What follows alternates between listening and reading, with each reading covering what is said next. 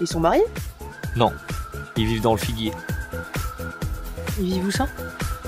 Dans le figuier. C'est une expression. C'est dans la religion pour dire qu'un couple il a fait des enfants alors qu'en fait ils sont pas mariés. Parce que normalement, dans la religion, t'as pas le droit. Ah ok, je vois, ouais. C'est dans le péché. Quoi? Ils vivent dans le péché, c'est ça l'expression. Bah c'est comme on veut. Tu peux prendre n'importe quel arbre du moment que c'est un arbre fruitier. Ça n'a pas de rapport avec les arbres fruitiers. Péché, ça veut dire faire quelque chose de mal au regard de la religion. Ne pas respecter la volonté de Dieu. Donc vivre dans le péché, c'est vivre dans le mal. Mais ça a bien un rapport avec les fruits. Puisque des fois tu dis le fruit du péché. Oui, mais non. C'est qu'il y a plusieurs choses. Tu vois, il y a le fruit du péché dont toi tu parles, qui est le pêche, donc le péché arbre, et il y a le fruit du péché dont moi je parle, qui est le péché en tant que mauvaise action.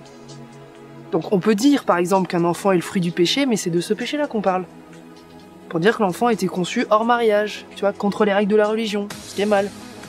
Donc là, le péché, c'est pas vraiment un arbre, et l'enfant, c'est pas vraiment un fruit. C'est une métaphore, le fruit.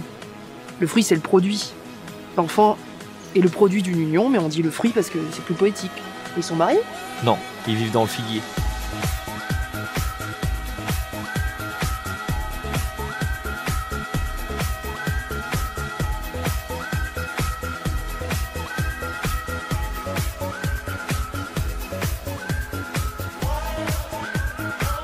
Bon, après, t'as aussi le fruit du premier péché, qui est une pomme, le péché originel, celui d'Adam et Ève, et là, effectivement, c'est un vrai fruit, la pomme. Mais ça a bien un rapport avec les fruits. Puisque des fois tu dis le fruit du péché. Oui, mais non. Donc là, le péché, c'est pas vraiment un arbre, et l'enfant, c'est pas vraiment un fruit.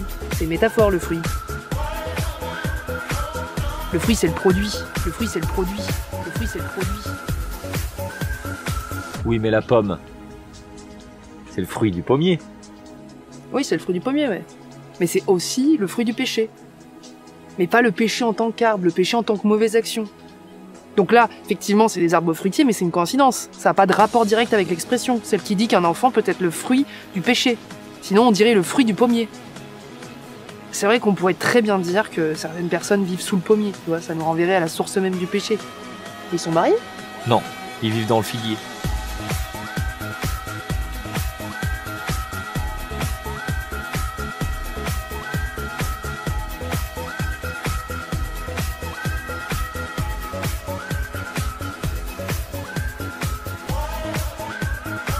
Et dans ce cas-là, on pourrait très bien dire que nous sommes tous le fruit du pommier ou le fruit de la pomme, étant donné que nous sommes tous issus de ce premier péché.